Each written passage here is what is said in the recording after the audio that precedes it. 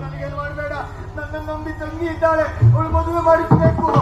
ನಿನಗೊಬ್ರು ತಂಗಿ ಇದ್ದಾಳೆ ಸ್ವಾಮಿ, ನಿಮಗೊಬ್ಬ ತಮ್ಮ ಇದ್ದಾನೆ ಅಂತ ಹೇಳಿದ್ರಲ್ಲ, ನಿಮ್ಮ ತಮ್ಮನ ಇವಳು ತಂಗಿನ ಮದುವೆ ಅಲ್ಲಿ ಆಗ್ಲಿ ಆಗ್ಲಿ ಆಗ್ಲಿ ಆಗ್ಲಿ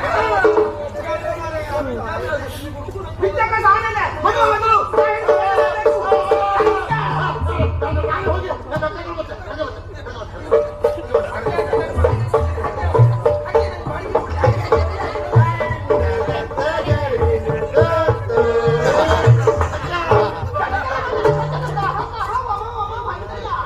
ಹವಮಾನ